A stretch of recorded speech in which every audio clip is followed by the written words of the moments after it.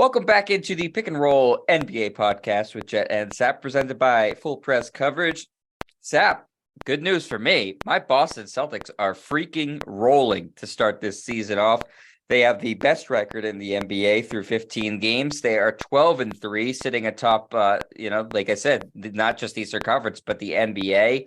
And they're doing it in a much different way than they did last year, which is, one, playing well in the first half of the season, and two, their offense is just a juggernaut. They have they're averaging the most points per game. Right now, it would be in league history. I don't think that's going to hold, but they're averaging 120 points per game, Sap. 120.4, I believe, points per game. And just absolutely putting on offensive shows every single night. And led by Jayson Tatum, who at this point in the season, and again, it's very early, is a legitimate MVP candidate. So I had concerns about the Celtics going into the season with that, cloud hanging over them from Ime Udoka and Joe Mazzulla taking over and Robert Williams being out to start the year. But so far, they've just been really ripping through teams with the exception of your Cleveland Cavaliers, Sap. Right, 12-3. The two of the three losses came against Cleveland, both in overtime. Cleveland has kind of sunk a little bit the last 2 weeks, but they're still trying to find themselves. I think right now it's the Celtics, Milwaukee, and eventually Cleveland will be the top three teams in the Eastern Conference. You said it, Jet. Their offense has been incredible. They're averaging 120.4 points per game, but deeper than that, their offensive rating is number one in the league at 120 per 100 possessions, which is 1.2 points per possession, which is insane. They're also second in the league in two-point shooting percentage at 58%. They're fourth in the league in three-point shooting percentage at 39%, and they're second in the league in free throw shooting percentage at 84%. So this is like if we were going to compare it to an offense in football that had a really good running game, a good passing attack, an elite quarterback, a strong offensive line, weapons all over the place. Oh, by the way, they don't turn the ball over, and they're really good on third down and in the red zone. That's kind of what the Celtics have been so far through these first 15 games. Their offense has been elite. Bench guys are chipping in last night's win over the Atlanta Hawks. Luke Cornett, Sam Hauser, and Peyton Pritchard combined for 47 points in 76 minutes. I mean, it's just been incredible. There were 17 of 21 from the floor. 10 of 13 on threes. Actually, they scored 44 points. I don't want to exaggerate, but they were plus 47. That's what they were. They were plus 47 in 76 minutes. Heck, Hauser was a plus 35 in his time on the court. He leads the NBA in plus minus at plus 121, and he's only played 218 minutes. I've just given people way too many numbers there, but I love numbers, but they're all good numbers. They're good numbers for you, right? I mean, because the Celtics are playing that well. They're the best team in basketball right now, Jet. There's no question. I think Milwaukee settles in at number 2. And then after that, good luck, because the number 1 seed right now in the Western Conference is Portland. We don't expect them to be there all season long. But so far, the first month of the season, the Celtics have checked all the boxes. Again, led by Jayson Tatum, who is a legit MVP candidate. Right now, if I was voting for MVP, he'd be the guy. Yes, Ep, the strange thing in terms of, looking at the conferences and stuff like that is the East, we expected Boston and Milwaukee to be at the top of things. In the West, it's Utah and Portland, so we didn't expect that. And then followed by New Orleans in the Western Conference. So 3 teams we did not imagine are going to be anywhere near the top. Whereas in the East, the 2 teams, and then the Raptors and the Hawks are following the Celtics and the Bucks right now. So somewhat predictable from the top 2 from in the East, but other than that, it's been all over the place. So, credit to the Bucks and the Celtics for being the 2 teams that have not been hit by that unpredictability bug to start the season. But Zap, getting more into the Celtics too, their defense hasn't been great to start the season, partially because they're scoring so much so quickly, like you said, the points per possession. But this comes from Sean Grande, the radio play-by-play voice of the Celtics, and now he's doing a lot of TV play-by-play too. This is what he tweeted out there. The first 9 games of the season, the Celtics ranked 23rd in defense, giving up 1.14 points per possession. But over the last 6 games, Sap, they have now they rank 4th, giving up 1.08 points per possession. So their defense is actually improving as well, while the offense is staying consistent. So last year, we all knew the calling card of the Celtics, especially as they went on their run to the title and ended up losing to Golden State. Their calling card was their defense. This year, it's their offense, but their defense is slowly but surely catching up a little bit. Oh, and they're going to get Rob Williams back at some point. Right. You don't have your best defensive player in Rob Williams. He'll be back probably in a few weeks, maybe a month, whatever. I don't think you have to rush now him they have back. time, right? To Absolutely. Bring him back in the middle of January if that's the case. Whatever. Get him back, get him up to speed, and then have him fully healthy and in shape for the postseason. And now you can play outstanding defense. And I don't think he hurts your offense. I like Rob Williams as an offensive player. He's a really good passer, great around the rim. You can have that lob with him. Sets really good screens, and you got plenty of shooters around him. So I don't think he's going to hurt your offense. He's only going to help your defense. The defense has been getting better game by game by game, and that's going to be just fine. They lost the championship last year. They lost the finals to Golden State because of their offense, not because of their defense. Their defense was pretty good in the finals.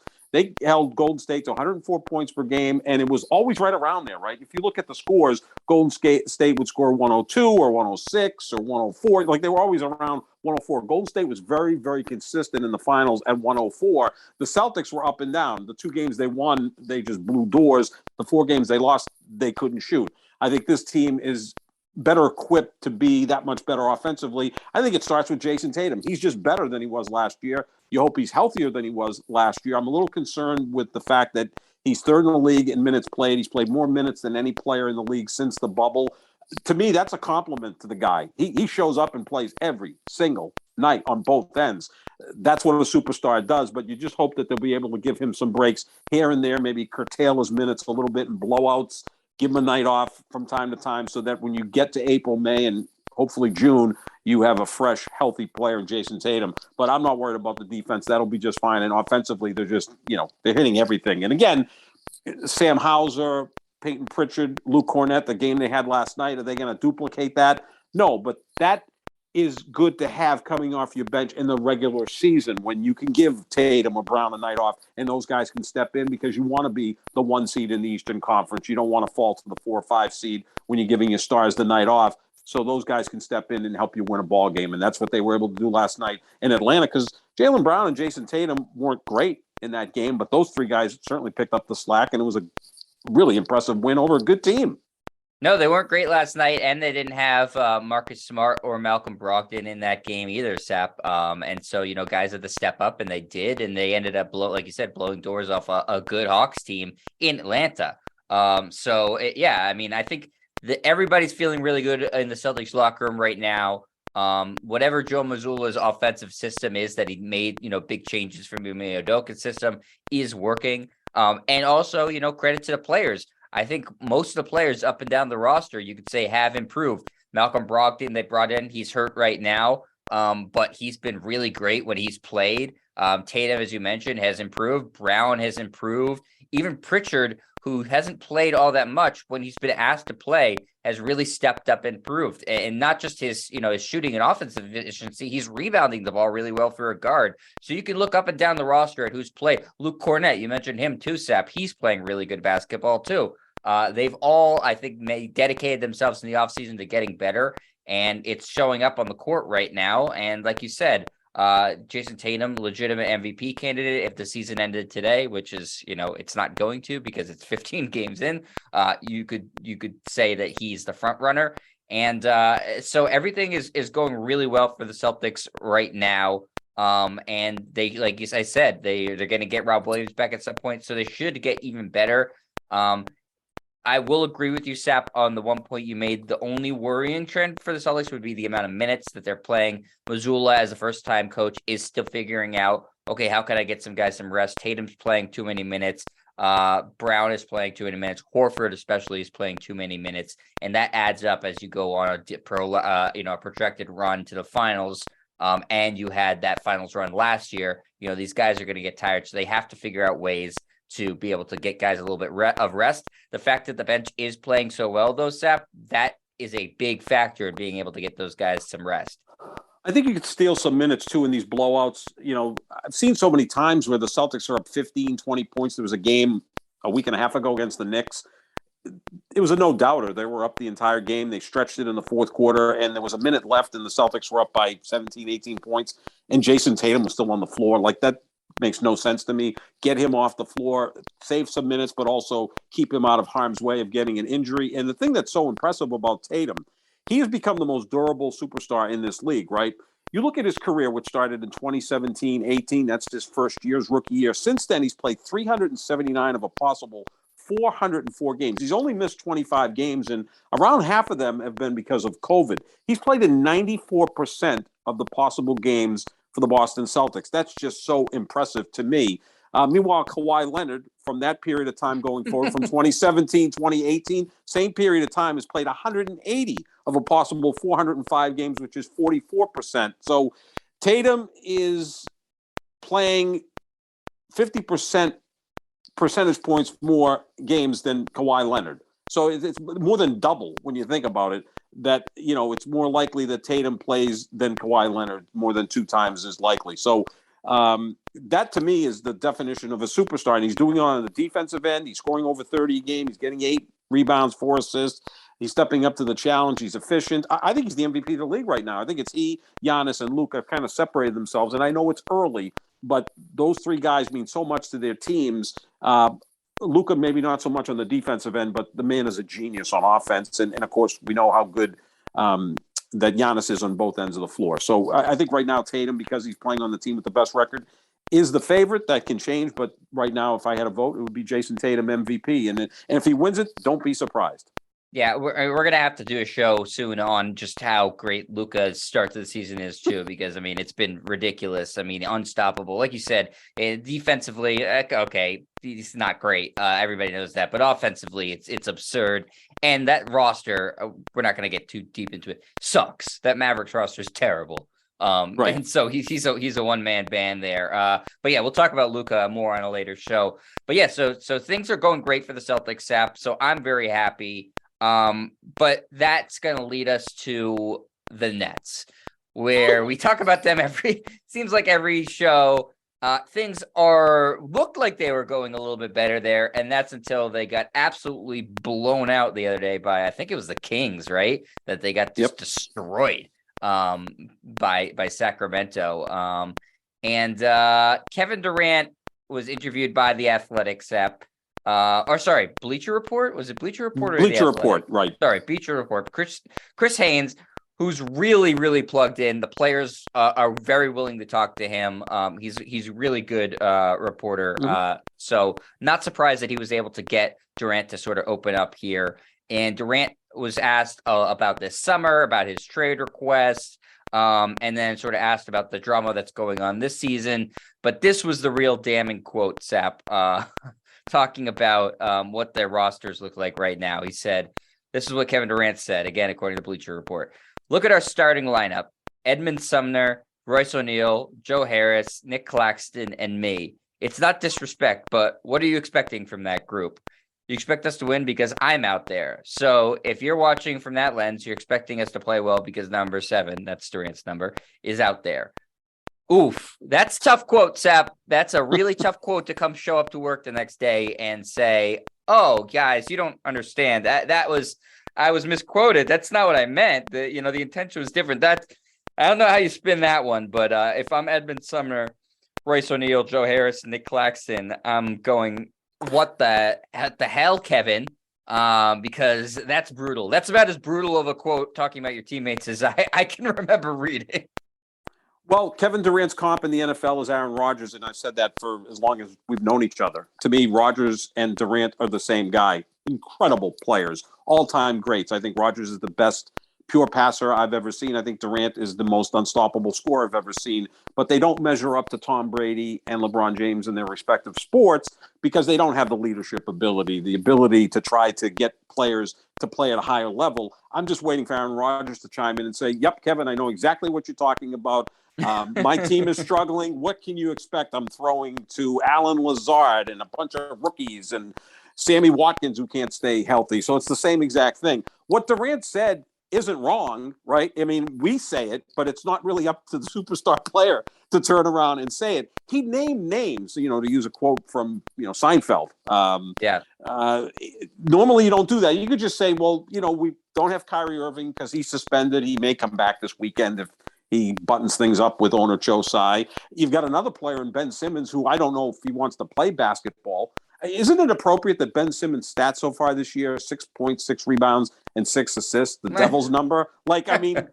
He's got to bump one of those up a little bit to get out of that headspace. But look, Kevin, you're the one that went to Brooklyn with Kyrie Irving. You're the one who first wanted James Harden, got him traded there, and then traded him for Ben Simmons. So you're the de facto general manager. You kind of put this team together. Your best bud, Kyrie Irving's nowhere to be found, and Ben Simmons looks like he's ready to go, join the circus at some point. So a lot of this is on you. Look, I like when star athletes speak up, and Kevin Durant, this is awesome because it gives us content, and he's right. I wouldn't want to be his teammate, one of those 4 other starters who have to hear this and say, thanks, Kevin. We're trying our best. We're not as gifted as you. We know that, but we're trying our best. So rather than trying to pull all those guys up and be better, Durant's dissing on them at this point, and that doesn't work well. What are the Nets? 6-9, and they're a middling team at best right now, and I don't see any way out of this because is Kyrie going to come back, and how good is he going to be? I mean, he'll be marvelous and score 28 a game, but they don't seem to win more with him. They actually win more without him. They had a coaching change already, and it's not even Thanksgiving. And again, Ben Simmons is just going through the motions. So what the hell the Nets are? I mean, right now I know we like to dump on the Lakers, and that's my team with LeBron, but the Nets aren't much better. They're 6-9, and Golden State's 6-9, the defending champs. So there's a lot of teams that you thought were going to be better that aren't, but the Brooklyn one is the most interesting because there's no Kyrie, Ben Simmons sleepwalking, and now Kevin Durant essentially crapping all over his teammates. But that's Kevin Durant. Yeah, I think Sap, you nailed it in terms of what the most damning thing is that he named names. A lot of times you'll hear superstar players or star players in any sport say, this roster, we're going through a transition period or we're rebuilding or something like that. They don't name specific players. I can't even recall Aaron Rodgers doing that, Sap, saying, this specific receiver, this tight end. I don't know, man. That's again, the NBA, it's a small locker room because there's not many players on the roster. There's nowhere really to hide for Kevin Durant. Believe me, all these guys saw this. I do not know how you can show up to work the next day and look these guys in the face and feel like you have their trust as a teammate. Like it's just, sure. He embarrassed them, Sap. I mean, really, these guys are, professional basketball players too, and they've worked hard to get here. And so they have to, wake up and read a Bleacher Report article of their own teammate crapping all over them. I mean, I don't know how you can possibly feel good or about Kevin Durant if you're those teammates, other than, okay, I get to play with Kevin Durant. He's awesome. But like, he clearly thinks all those guys stink. And so I don't know how you repair what's going on in Brooklyn, Sap. And it already may have been before this beyond repair, but that's just it's a terrible quote, terrible leadership. Yes, he's a tremendous player, all-time great. But like you said, Sap, he doesn't show any leadership ability. And now he's been in the league for a long time, and he's not matured as a leader at all. No, not at all. And again, that comparison with Rodgers. Rodgers is generally passive-aggressive. Like, he'll roll his eyes if someone runs the wrong route or drops the ball or whatever.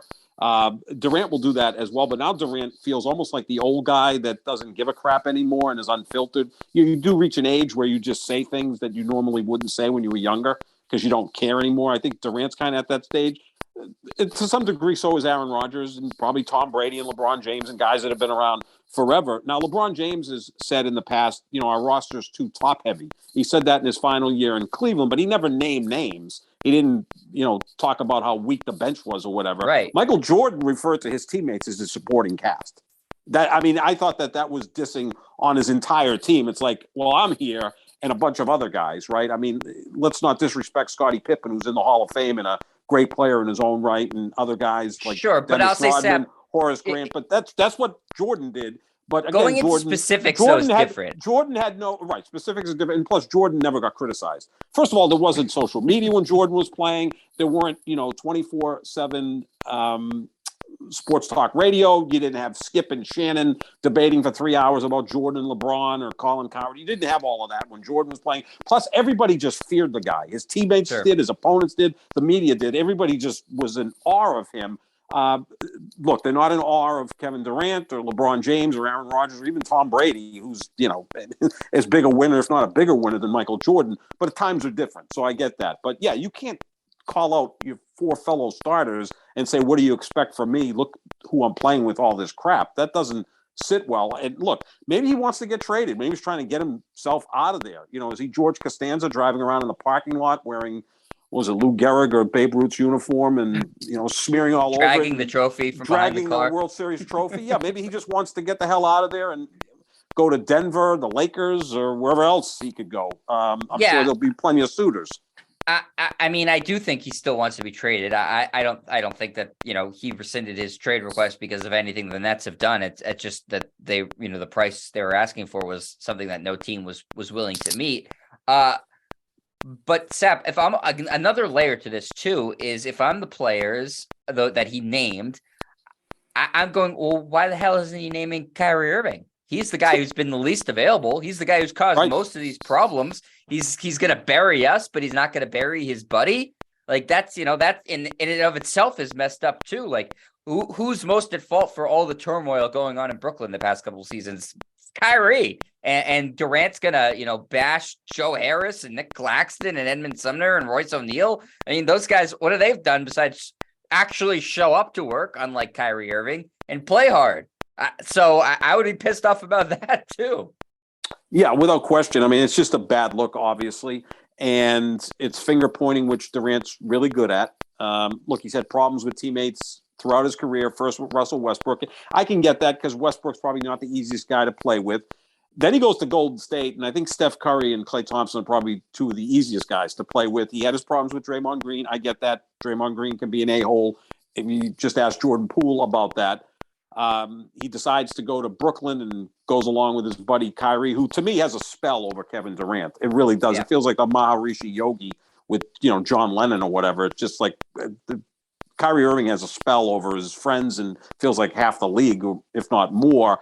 And then you bring in Harden, that doesn't work out. You bring in Simmons, that hasn't worked out. You wanted Steve Nash as the coach, that didn't work out. So now, you got Jacques Vaughn in there. I'm just waiting for Kevin Ollie to be the next guy to come in as head coach of the Nets, and I think he'd be a fabulous coach because I think Durant has a tremendous amount of respect for him because when Durant came into the league, Ollie was the veteran on Oklahoma City, and so Durant and Harden and Westbrook all have an immense amount of respect for Kevin Ollie, which I still don't understand how he's not coaching in the NBA. But maybe the trade is going to have to happen. Look, Jet, don't you think at some point if the Nets continue to flounder and the Lakers continue to flounder, at some point they're going to open up talks that it would be Durant for Anthony Davis with whatever else you need to sprinkle in there? Because Davis is close with Kyrie Irving, right? They have a relationship. And at some point, Durant just goes to play with LeBron and says, well, let's run it and see what happens here. I mean, it almost feels like, 2 big action stars teaming up together late in their career to put together a great movie. If that ever happened, the interesting thing about this is if Durant ever went to the Lakers, LeBron would be criticized for that. When Durant went to the Warriors, Durant was criticized for that. And that just kind of shows you the national discourse of LeBron versus Steph Curry. Like Steph Curry doesn't get criticized. LeBron always gets criticized. Right. LeBron would get criticized if Durant forces his way to LA, whereas Curry didn't get criticized at all for Durant joining a 73-win team. That's a totally different topic. But at some point, don't you think the Nets and Lakers are going to be desperate enough to say, what the hell, let's make this move. What do we have to lose? We're floundering, and you go from there. Yeah, I mean, assuming that Anthony Davis is the best offer that the Nets can get. I don't know that it necessarily is, considering I think he's, in terms of talent, he's probably the most talented player they can get, but in terms of reliability, he's not reliable at all. And, they already have a guy in Kyrie Irving who's not reliable at all. And Ben Simmons. How would that be? And Ben Simmons. Trade? So I'm Anthony saying Davis, least reliable. Davis. Throw Kawhi in there, Sep. Yeah, that's all you need is just the guys that don't play. Apparently, it's a great idea. Yeah, maybe Kawhi forces his way to Brooklyn, and you'd have 4 guys that don't play. It'd be like the island of misfit toys. So yeah, but something could happen, right? Because these teams get desperate and they say, why not? Like, because the Lakers can't make too many moves because they don't really have draft picks, or the ones they have, they don't want to give up. Brooklyn's going to have to do something at some point. I mean, these teams are hamstrung by these players. And meanwhile, the Celtics and the Bucks are just being run correctly and look unbeatable. And I think Cleveland's going to be there. And who the hell knows what happens in the Western Conference, because it's all upside down. And again, it's not even Thanksgiving yet. So let's just hold on as far as, I think the Celtics are the best team, but let's not put them in the finals quite yet. Let's not forget they were 18-21 in January. Since then, they've been clearly the best team in basketball. So things can change. But, man, Kevin Durant. I mean, to me, I love it because it's great content and it's him being, unfiltered. I love that. I like when athletes just say what's on their mind. Whether his teammates like it is a different situation and they got to live with him and he's got to live with them. But for us, more power to him. Yeah, I mean, it's great for us, like you said, Sap. It's great for Skip and Chan. It's great for everybody who does sports talk shows or basketball shows, because it just gives you endless content. But how much do you think Joe Tsai is regretting having bought the Brooklyn Nets? Oh, man. They must be, them and the Washington Commanders, it's literally nonstop story and headache. They should just combine franchises at this point. That'd be great. Yeah, maybe like Brooklyn a pickleball Commanders team, right? Yeah, the Brooklyn Commanders, a pickleball team. Yeah, he paid over $3 billion for it. Maybe he should have just waited and bought an expansive franchise, which may happen in Vegas or Seattle. Phoenix is now for sale, right? So maybe that would have been a better option. I mean, Brooklyn's still New York. It's a viable market. It's the number 1 market, although it's the number 2 team in the number 1 market. But when you put Durant and Kyrie together on the court, it still works, right? They're 2 marvelous players, but you just don't have a natural leader there. And it you works don't have from a coach. In the same perspective that, seeing a big action movie works. Wow. Yeah. They both look they both look great. The special effects are awesome, but is the movie that good? No, not really. It's just is the team that good? It's certainly not proving that on the court. They made it to as far as the second round of the playoffs. And yes, I know they almost knocked off the eventual champion Bucks if it weren't for Kevin Durant's giant feet, but they didn't. And that's as far as they've gone with this team, Sap. And that's not the expectation when you put those guys together. So it's not working out on the court either. Eventually, Durant is gonna, I think, get traded. I don't know if it's gonna be this season, next season, but I just can't see it lasting that much longer in Brooklyn. Real quick, Sap, before we wrap up, you did mention Ben Simmons, and we've talked about him too.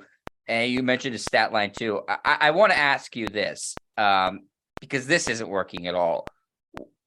Is it a mental thing now, or is it an injury thing, Sap? What is the deal? Because career averages, Sap, he's averaged 15 points a game, 8 rebounds, and 8 assists basically for over his career, and fantastic defense. This year, as you mentioned, just under 6 points per game, 6 rebounds, and just under 6 assists per game.